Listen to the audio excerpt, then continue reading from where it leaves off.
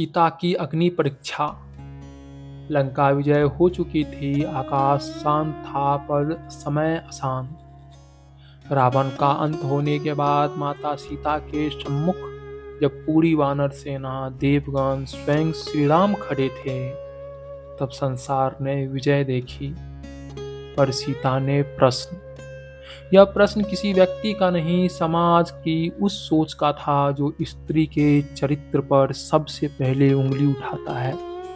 वाल्मीकि रामायण के युद्ध कांड में वर्णित है कि राम ने सीता से कहा, माता, मैं जानता हूँ आप पवित्र हैं, पर यह संसार अपनी आंखों से सत्य देखना चाहता है।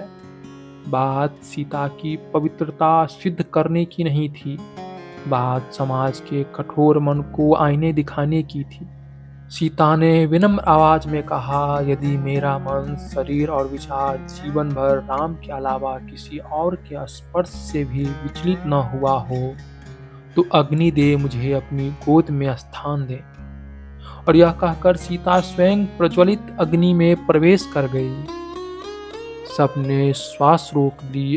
अग्नि दहक रही थी, पर अग्नि लोलों के भीतर सीता मुस्कुरा रही थी, क्योंकि सत्य को जलाया नहीं जा सकता। कुछ ही क्षण बाद अग्निदेव स्वयं सीता को बाहों में लिए बाहर आए और बोले, सीता जैसी पवित्र आत्मा की अग्नि की स्पर्श नहीं कर सकती। यह केवल परीक्षा का अंत नहीं था, यह समाज के मिथ्या अहंकार का अंत था।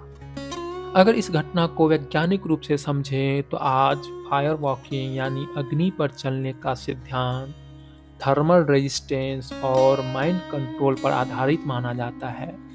विज्ञान कहता है कि जब मन भय से मुक्त होता है, तब शरीर अद्भुत सहन शक्ति दिखाता है। उसी तरह आग यहाँ केवल प्रतीक थी, सत्य, ऊर्जा और मानसिक धैर्य की परीक्षा। सीता की अग्नि में प्रवेश यह दर्शाता है कि भय, संदेह और अपमान से ऊपर उठकर भी मनुष्य अपने तेज को सुरक्षित रख सकता है। अग्नि परीक्षा के बाद सीता के जीवन में संघर्ष समाप्त नहीं हुआ, और यहीं से इस कथा का सबसे बड़ा संदेश छिपा है। जीवन में कई बार इंसान को ऐसा आरोप सहने पड़ते हैं जिसके वह कभी पात्र ही नहीं होता। पर महानता यह नहीं है कि दुनिया आपको क्या कहती है, महानता यह है कि आप स्वयं अपने बारे में क्या जानते हैं।